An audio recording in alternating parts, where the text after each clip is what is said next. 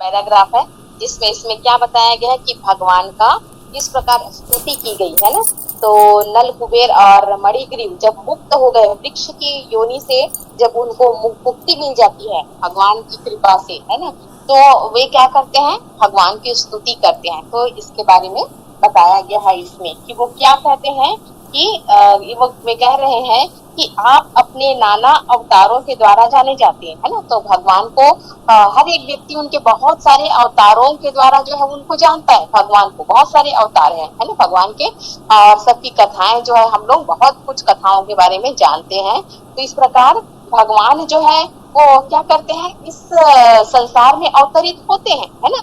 तो लेकिन अंतर क्या होता है, जो सामान्य जीव भी इस संसार में जन्म होता है, भगवान का भी जन्म होता है ना।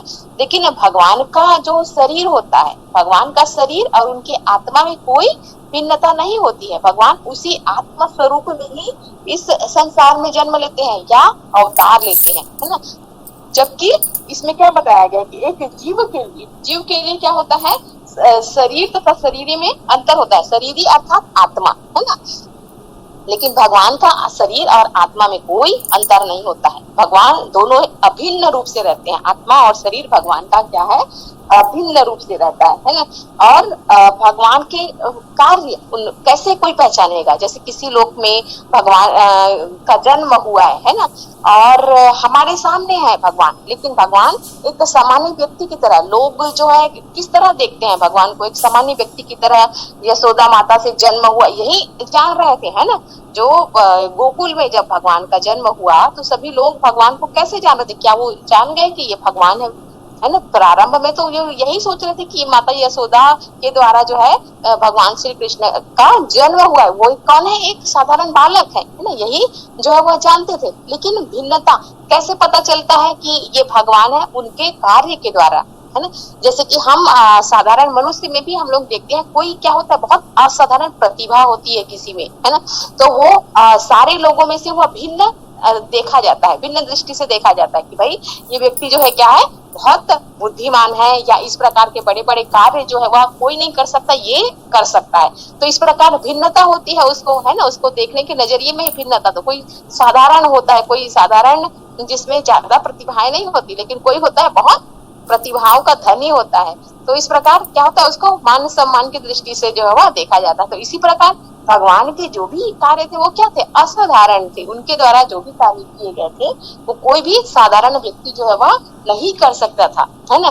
तो ये सब कुछ भगवान में भिन्नता जो है वह प्रकट करते थे। साथ ही साथ भगवान जो है क्या थे, अत्यंत सुंदर, है ना। भगवान बहुत ही सुंदर थे कहा जाता है ना।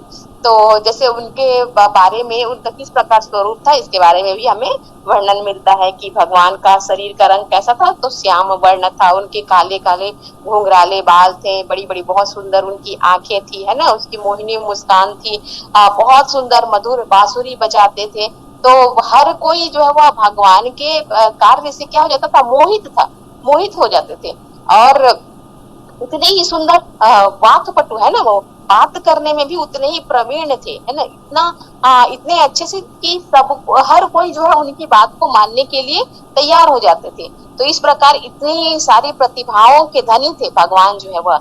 और साथ ही साथ ऐसे ऐसे असाधारण कार्य किया भगवान ने, है ना। प्रारंभ से ही अपने बाल रूप में भी उन्होंने ऐसे ऐसे कार्य किए कि लोग उनकी तरफ आकर्षित होते गए, है ना। उनसे क्या हुए, भगवान से प्रेम करने लगे। उस समय जितने भी लोग थे वो सभी क्या करते थे, भगवान से बहुत प्रेम करते थे और उनके सुंदर स्वरूप से बहुत आकर्षित रहते थे। सभी गोपियां जो है क्या होती थी, उनको देखने के लिए, भगवान श्री कृष्ण का दर्शन करने के लिए ही तरह तरह की शिकायतें लेकर के जो माता यशोदा के पास पहुंच जाती थी। तो ऐसा नहीं था कि भगवान जो है सिर्फ शरारते ही करते थे, शरारत भी करते थे। तो क्यों करते थे, वो सभी गोपियों के मन की इच्छा होती थी कि भगवान हमारे घर आकर के माखन चुराए, मैंने जो बनाया है वही भगवान क्या करे, वही माखन खाए। इस प्रकार की इच्छा जो होती थी उसको पूर्ति करने के लिए भगवान जाते थे, है ना। और इस प्रकार माखन की चोरी करते थे और सब गोप की जो भी इच्छा होती थी उसकी पूर्ति करते थे। तो ये सब भगवान की लीला थी, जो कि वो अपने भक्तों के साथ प्रेम का आदान प्रदान करने के लिए किया करती थी। तो इस प्रकार इसमें बताया गया है कि भगवान है ना, भगवान किस प्रकार अन्य जो सामान्य जीव होते हैं उससे किस प्रकार उनमें अंतर था। तो इसमें बताया गया कि भगवान का जो शरीर है वो क्या है, शरीर और उनका आत्मा दोनों ही अभिन्न है। जबकि हम देखते हैं कि हमारा शरीर जो है इस भौतिक संसार में ही रह जाता है और हमारी आत्मा जो है इससे पृथक होती है।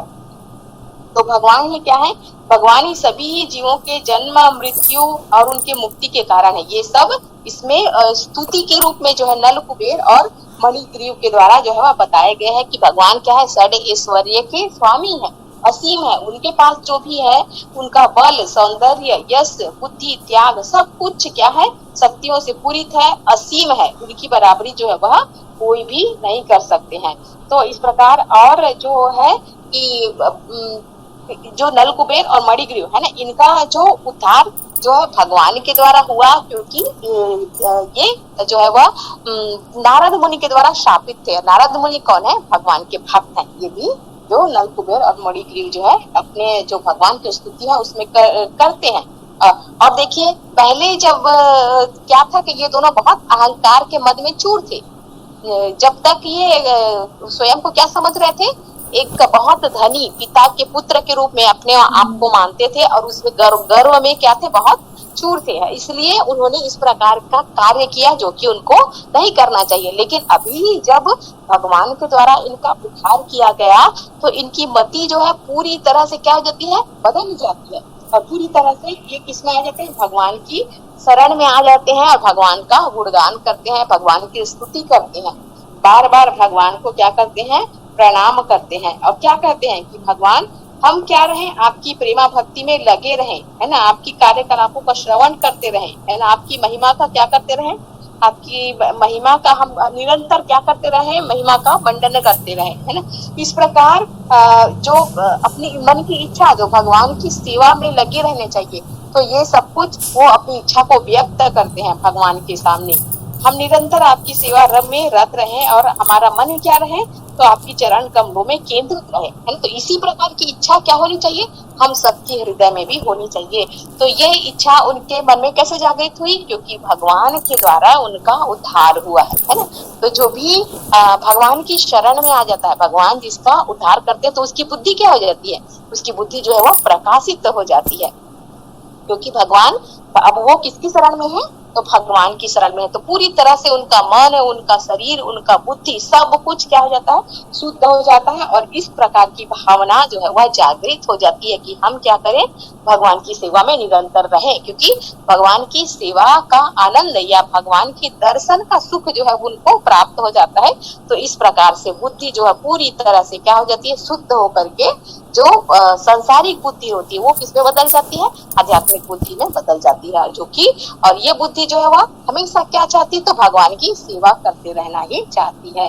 तो यही इच्छा जो है वह नल कुबेर और मणिग्रीव के द्वारा जो है वह प्रकट की गई थी अपनी स्तुति में। तो भगवान की सेवा करते रहने की इच्छा जो है वो प्रकट करते हैं। और भगवान क्या कहते हैं, जब वो स्तुति उन्होंने समाप्त कर ली, जब नल कुबेर और मणिग्रीव ने अपनी स्तुति जो है वह भगवान के प्रति उन्होंने उनका गुणगान किया, उसके बाद भगवान क्या कहते हैं, भगवान हंसते हुए बोलते हैं कि मुझे पहले से ज्ञात था, है ना, सब कुछ तुम्हारे बारे में मुझे पहले से ज्ञात था कि तुम कौन हो, है, तुम दोनों कौन हो, तुम किसके पुत्र हो, किस कारण से तुम्हें शाप जो है वह प्राप्त हुआ, है ना। और तुम्हें उस स्थिति में पतित होने से बचाने के लिए, क्योंकि तुम किसी स्थिति में थे, गर्भ में थे, है ना, बहुत अधिक गर्भ की स्थिति में थे, तो उस स्थिति से उबारने के लिए क्या किया था, नारद मुनि ने तुम्हें जो है यह शाप दिया था। और भगवान क्या कहते हैं कि ये शाप नहीं है, बल्कि नारद मुनि के द्वारा दिया गया अहेतु की दया, है ना, तुम्हारे ऊपर दया थी ये अहेतु की। नहीं तो भगवान के द्वारा उद्धार होना कोई साधारण बात नहीं है, ये कौन कर सकता है। तो देखिए ये इस प्रकार अपने भक्त, है ना, जैसे कि नारद है ना, नारद मुनि जैसे भक्त ही इस प्रकार का कार्य कर सकते हैं कि किसी को भगवान के द्वारा उद्धार होने का अवसर जो है वह प्राप्त हो सके। तो इस प्रकार भगवान कहते हैं कि नारद मुनि ने क्या किया, तुमको नरक में जाने से, तुमने जो कर्म किया उससे तुम कहाँ जा सकते थे, नरक में जा सकते थे। लेकिन भगवान जो नारद मुनि ने तुम्हें क्या किया, उस नरक में जाने से बचाया है। भले ही 100 वर्ष तक उन्होंने क्या भोगा था, वृक्ष की योनि भोगी थी, लेकिन जो नरक में मिलने वाला जो कष्ट होता है वो इससे कहीं कहीं अधिक अधिक ज्यादा होता है, अधिक कष्टकारी होता है। अगर हम नरक में जाए, वहां पर जो जो यातनाएं झेलनी पड़ती है वो एक वृक्ष योनि में बने रहने से भी कहीं अधिक बहुत कष्ट होता है उसमें। तो भगवान कहते हैं कि तुम्हें नरक में जाने से बचा लिया था नारद मुनि ने, है, और तुम कौन हो, तुम बहुत भाग्यशाली हो कि तुमने ऐसे भक्त का दर्शन किया, है ना।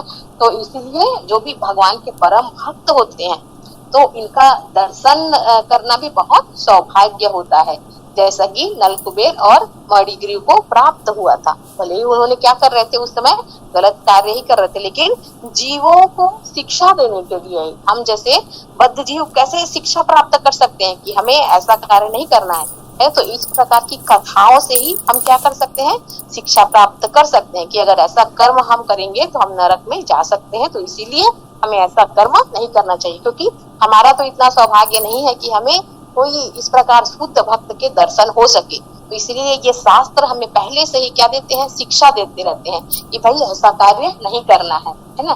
तो इस प्रकार जो शुद्ध भक्त होते हैं उनके बारे में भगवान बता रहे हैं कि ये शुद्ध भक्त क्या होते हैं, बहुत दयालु होते हैं। और जैसे ये शुद्ध भक्त का दर्शन करना कैसे होता है, जैसे कि सूर्य का प्रकाश, है ना। सूर्य के प्रकाश में जैसे सब कुछ हमें दिखाई देता है, हर एक वस्तु जो है स्पष्ट दिखाई देता है, लेकिन जब अंधेरा हो तो वो वस्तु तो अपने उसी जगह पे रहता है लेकिन हमें दिखाई नहीं देता। अंधेरे में हम कोई चीज देख नहीं पाते, इवन अपना हाथ पैर भी हमें दिखाई नहीं देता है ना। तो लेकिन जब कोई भक्त रहता है तो भक्त की स्थिति जो है सूर्य के समान जो है वह बताई गई है, जिससे हमारी दृष्टि पूरी तरह से क्या हो जाती है, स्पष्ट हो जाती है ना। जिससे हम ये जान सकते हैं, समझ सकते हैं कि हमें क्या कार्य करना है और क्या कार्य जो है वह नहीं करना है। तो इस प्रकार भगवान क्या कहते हैं नल कुबेर और मणिग्रीव को कि तुम्हारा जीवन क्या हो गया है, सफल हो गया। कैसे सफल हो गया, क्योंकि उनके हृदय में भगवान के प्रति प्रेम जो है वो उत्पन्न हो गया है। और यही तो वास्तव में क्या होता है, उद्देश्य होता है कि भगवान के प्रति हमारे हृदय में प्रेम उत्पन्न हो। हम बहुत प्रयास करते हैं, हम सोचते हैं कि बहुत तरह से हम भक्ति कर रहे हैं, लेकिन क्या वास्तव में भगवान के प्रति प्रेम हमारे हृदय में उत्पन्न होता है, नहीं हो पाता है ना। हम लोग अगर होता भी है तो वह बहुत ही कम मात्रा में है ना। जितना भगवान के लिए हमारा प्रेम होना चाहिए उस प्रकार का प्रेम हम अपने कार्य के द्वारा नहीं उत्पन्न कर पाते हैं। तो ये कोई शुद्ध भक्त की कृपा होती है, जिसके अगर दर्शन प्राप्त होते हैं, उनकी कृपा हो जाती है, तो इस प्रकार का प्रेम जो है वह भगवान के प्रति जो है वह उत्पन्न हो जाता है। और यही जो है नलकुबेर और मणिग्रीव के साथ हुआ था, उनके हृदय में भगवान के प्रति प्रेम जो है वह उत्पन्न हो गया था। तो इसीलिए भगवान कहते हैं कि तुम्हारा जीवन क्या हो गया है, सफल हो गया है, और यह तुम्हारा अंतिम जन्म है ना।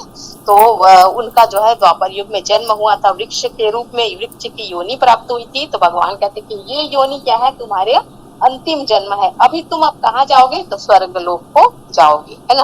और स्वर्ग लोक में जा करके भी क्या करना है, वहां पर भगवान की भक्ति, क्योंकि अभी तो उनके हृदय में जो है भक्ति उत्पन्न हो गई। पहले भी वो कहाँ थे, वो स्वर्ग लोक में ही थे, लेकिन उस समय भगवान के उनके हृदय में भगवान के प्रति इतनी भक्ति नहीं थी, तभी तो वो क्या कर रहे थे, ऐसे कर्म किए जो कि उनको नहीं करना चाहिए था, है ना।